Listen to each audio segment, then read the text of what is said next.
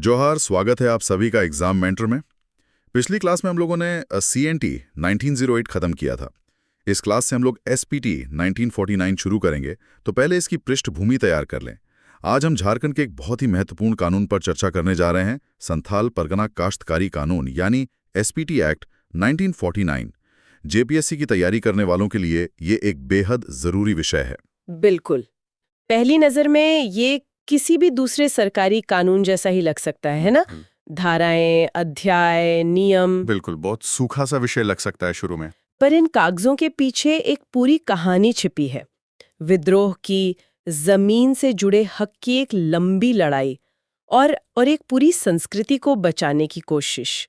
तो चलिए इन नोट्स के जरिए इस कहानी की परतों को खोलते हैं। बिल्कुल सही कहा। अगर इस पूरी चर्चा का सार एक लाइन में समझना हो तो वो ये है, यह कानून एक ढाल है, एक कानूनी ढाल जिसे इसलिए बनाया गया ताकि झारखंड के संथाल परगना इलाके में आदिवासियों की जमीन किसी भी बाहरी या गैर आदिवासी व्यक्ति को न बेची जा सके, न ही किसी और तरीके से दी जा सके। इसका मकसद जमीन को उसके मूल मालिकों के पास सुरक्षित रखना था। ठीक है, तो चले इन नोट्स के पहले हिस्से से शुरू करते हैं, जो इसके मुख्य उद्देश्यों के बारे में है। यहाँ 3 बड़ी बातें बताई गई हैं। पहला, जैसा आपने कहा, भूमि का हस्तांतरण रोकना, यानी आदिवासी अपनी जमीन किसी गैर आदिवासी को बेच नहीं सकते, लीज पर नहीं दे सकते। यहां तक कि दान भी नहीं कर सकते। ये तो बहुत ही सख्त नियम है। मतलब आज के जमाने में अपनी ही संपत्ति पर ऐसा प्रतिबंध सुनने में थोड़ा अजीब लगता है। हाँ, और यही इस कानून की आत्मा है। ये आज की फ्री मार्केट वाली सोच से बिल्कुल अलग है। ये जमीन को महज एक खरीदने बेचने की चीज नहीं मानता, बल्कि एक समुदाय की पहचान और विरासत का हिस्सा मानता है। लेकिन इसी में दूसरा बिंदु भी है जो एक तरह से संतुलन बनाने की कोशिश करता है। अच्छा। वो है भूमि का अधिग्रहण। अगर सरकार को किसी सार्वजनिक काम, जैसे मान लीजिए स्कूल, अस्पताल या सड़क बनाने के लिए जमीन चाहिए, तो वो उचित मुआवजा देकर उस जमीन को ले सकती है। लेकिन यहाँ एक सवाल मेरे मन में आ रहा है। एक तरफ हम कहते हैं कि जमीन बेची नहीं जा सकती ताकि आदिवासी सुरक्षित रहें, लेकिन दूसरी तरफ सरकार विकास के नाम पर उसे अधिग्रहित कर सकती है। क्या ये एक तरह का विरोधाभास नहीं है? ये बहुत ही अहम सवाल है और जमीनी हकीकत में यही सबसे बड़ी चुनौती भी है। सैद्धांतिक तौर पर अधिग्रहण सिर्फ सार्वजनिक उद्देश्यों के लिए और उचित मुआवजे के साथ ही हो सकता है, लेकिन व्यवहार में सार्वजनिक उद्देश्य की परिभाषा को लेकर अक्सर बहस होती है। सही है। और यहीं पर तीसरा उद्देश्य काम आता है, कानूनी संरक्षण। ये कानून आदिवासियों को एक कानूनी ढांचा देता है जिसके तहत वो ऐसे किसी भी अधिग्रहण को चुनौती दे सकते हैं। अच्छा। या ये सुनिश्चित कर सकते हैं कि प्रक्रिया पारदर्शी हो। तो ये एक तनावपूर्ण संतुलन है, पर कानून ने दोनों पक्षों को जगह दी है। समझ गई। तो ये कानून लागू कहाँ-कहाँ होता है? नोट्स में एक नक्शा है। इसमें संथाल परगना प्रमंडल के 6 जिले साफ दिखाए गए हैं: दुमका, जामताड़ा, देवघर, गोड्डा, पाकुड़ और साहिबगंज। और सिर्फ जिले ही नहीं, ये जानना भी जरूरी है कि ये कानून किन समुदायों की रक्षा के लिए बना है।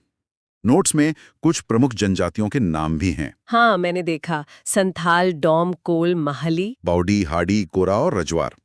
ये कानून इन्हीं समुदायों की सदियों पुरानी पारंपरिक व्यवस्था और उनके अधिकारों को मान्यता देता है। अच्छा, और इन नोट्स में जो पारंपरिक प्रशासनिक व्यवस्था का पिरामिड दिखाया गया है, वो तो कमाल का है। मेरा मतलब है, कानून बनाने वालों ने एक पूरी तरह से नई व्यवस्था बनाने की बजाय जो पहले से चल रहा था, उसी को कानूनी जामा पहना दिया। ये तो बहुत ही समझदारी भरा कदम लगता है। हाँ, और यही इस कानून को खास बनाता है। ये कोई सिर्फ कागजी व्यवस्था नहीं है, ये आज भी जीवित है। इस पिरामिड में सबसे नीचे है मोड़े होर। मोड़े होर मतलब? जिसे हम ग्राम सभा कह सकते हैं। हर गांव का अपना एक समुदाय। इसके ऊपर आता है मांझी, जो उस गांव का प्रधान होता है। ओके। और फिर कई मांझियों के ऊपर एक दिशुम होता है, जिसे आप मांझियों का राजा समझ सकते हैं। तो ये मांझी सिर्फ नाम का प्रधान है या इसके पास असली शक्तियां भी हैं? नहीं, असली शक्तियां हैं। गांव में आज भी लोग कोर्ट कचहरी जाने से पहले अपने मांझी के पास जाते हैं। वो सिर्फ एक प्रधान नहीं, बल्कि एक जज, एक मध्यस्थ और समुदाय का सांस्कृतिक मुखिया भी है। अच्छा। शादी ब्याह के नियम हो या जमीन का छोटा मोटा झगड़ा, पहला निपटारा वहीं होता है। इस कानून ने उस सदियों पुरानी संस्था को कानूनी ताकत दी। ठीक है। तो हमें पता चल गया कि ये कानून क्या करता है, कहाँ लागू होता है, और ये एक पारंपरिक सामाजिक ढांचे को भी मान्यता देता है। लेकिन मुझे ये समझने में दिलचस्पी है कि हम यहाँ तक पहुँचे कैसे। आखिर ऐसी नौबत ही क्यों आई कि जमीन को बचाने के लिए इतना मजबूत कानूनी कवच बनाना पड़ा? इसकी जड़ें बहुत गहरी हैं अच्छा। और कहानी शुरू होती है 1793 में लॉर्ड कॉर्नवालिस के स्थायी बंदोबस्त या परमानेंट सेटलमेंट से। अच्छा, परमानेंट सेटलमेंट हाँ से। हाँ, ये अंग्रेजों का टैक्स वसूलने का एक नया सिस्टम था। लेकिन इसके 3 ऐसे परिणाम हुए जिन्होंने आदिवासी समाज की नींव ही हिला दी। क्या थे वो परिणाम? पहला, जमीन का मालिकाना हक बदल गया। सदियों से जो आदिवासी समुदाय पूरी जमीन को अपनी सामूहिक संपत्ति मानते थे, अब कागजों पर उसके मालिक जमींदार बन गए। और ये जमींदार अक्सर बाहरी लोग होते थे, है ना? बिल्कुल। दूसरा, लगान या टैक्स की व्यवस्था शुरू हुई। आदिवासी जो अपनी जमीन पर आजादी से रहते थे, अब उन्हें जमींदार को लगान देना पड़ता था, और अगर वो लगान नहीं दे पाते तो उन्हें उनकी ही जमीन से बेदखल कर दिया जाता था। हाँ, ये उनके लिए एक अकल्पनीय बात थी। और तीसरा? तीसरा और सबसे खतरनाक था, उनकी पारंपरिक व्यवस्था में सीधा हस्तक्षेप। जमींदार, महाजन और अंग्रेजी कानून ने उनके मांझी सिस्टम को दरकिनार करना शुरू कर दिया। उनके अपने न्याय और समाज के तरीके को गैर कानूनी माना जाने लगा। ये सिर्फ जमीन छीनना नहीं था, ये उनकी पहचान और आत्मसम्मान पर हमला था। और जाहिर है, जब इतना कुछ होगा तो लोग चुप तो नहीं बैठेंगे। नोट्स में विद्रोहों का जिक्र है, तिलका मांझी का विद्रोह और फिर 1855 का संथाल हूल। बिल्कुल। संथाल हूल एक बहुत बड़ा और संगठित विद्रोह था। ये सिर्फ जमींदारों के खिलाफ नहीं, बल्कि अंग्रेजी राज के खिलाफ एक सीधी जंग थी। हजारों आदिवासियों ने अपनी जानें दी। इस विद्रोह ने अंग्रेजों को हिलाकर रख दिया और उन्हें यह एहसास दिलाया कि इस इलाके को और यहाँ के लोगों को वे सामान्य तरीके से नहीं हाँक सकते। तो ये कानून रातों रात नहीं बन गया, ये दशकों के संघर्ष और सुधारों की एक लंबी कहानी है। बिल्कुल। इसकी पहली ईंट 1855 के संथाल हूल विद्रोह के ठीक बाद रखी गई। संथाल परगना को एक गैर विनियमित जिला यानी नॉन रेगुलेटेड डिस्ट्रिक्ट घोषित किया गया। इसका क्या मतलब था? इसका मतलब था कि यहाँ बंगाल के सामान्य कानून लागू नहीं होंगे, बल्कि यहाँ के लिए विशेष नियम बनाए जाएंगे। फिर 1872 में संथाल परगना बंदोबस्त विनियमन आया, जो एक तरह से इस कानून का कच्चा ड्राफ्ट था। अच्छा। और आज़ादी के बाद इन सभी अनुभवों को मिलाकर 1949 में हमने वो कानून बनाया जिसे आज हम एसपीटी एक्ट के नाम से जानते हैं। चलिए अब 1949 के इस एक्ट की बनावट को देखते हैं। नोट्स के मुताबिक इसका पूरा नाम तो काफी भारी भरकम है, संथाल परगना भूधारण अनुपूरक उपबंध अधिनियम 1949। हाँ, लेकिन सब इसे एसपीटी एक्ट ही कहते हैं। इसमें कुल 9 अध्याय और 72 धाराएं हैं। और इन अध्यायों को देखने से कानून की पूरी सोच समझ में आती है ना? हाँ, बहुत व्यवस्थित है। अध्याय 1 बस परिचय देता है। फिर अध्याय 2 और 3 इस कहानी के मुख्य किरदारों के बारे में हैं, ग्राम प्रधान मतलब मांझी और रैयत। यहाँ रैयत शब्द का क्या मतलब है? ये आम बोलचाल का शब्द तो नहीं है? रैयत को समझने के लिए आप उन्हें ऐसे किसान मान सकते हैं जिन्हें जमीन पर खेती करने और रहने का अधिकार तो है, पर वो उसे बेच नहीं सकते। अच्छा। वे जमीन के मालिक नहीं, बल्कि उसके संरक्षक और उपयोगकर्ता हैं। यह इस कानून का मूल सिद्धांत है। Use it but you can't sell it. बिल्कुल। अध्याय 2 और 3 इन्हीं रैयतों और ग्राम प्रधान के अधिकारों और कर्तव्यों को तय करते हैं। और बाकी के अध्याय? वो व्यवस्था के बाकी हिस्सों को संभालते हैं। जैसे अध्याय 4 बताता है कि गांव की बंजर या खाली पड़ी जमीन का क्या होगा। अध्याय 5 लगान यानी रेंट के नियमों पर है। और फिर आगे के अध्याय न्यायिक प्रक्रिया के बारे में है कि अगर कोई विवाद होता है तो उसे कैसे सुलझाया जाएगा। हाँ, तो ये एक पूरी गाइड बुक की तरह है जो संथाल परगना में जमीन से जुड़े हर पहलू को कवर करती है। इस कानून को सिर्फ बनाया ही नहीं गया, बल्कि इसे समय समय पर संवैधानिक सुरक्षा भी दी गई। इसकी ये यात्रा भी काफी दिलचस्प है। हाँ, इसे सिर्फ एक राज्य का कानून बनाकर नहीं छोड़ा गया। 1874 में इसे अनुसूचित जिला अधिनियम से जोड़ा गया। फिर 1935 के भारत सरकार अधिनियम में इसे अंशतः वर्जित क्षेत्र यानी पार्शियली एक्सक्लूडेड एरिया घोषित किया गया। इसका मतलब था कि गवर्नर के पास ये अधिकार था कि वो तय करे कि कौन सा कानून इस क्षेत्र में लागू होगा और कौन सा नहीं। एक तरह का फिल्टर था। बिल्कुल।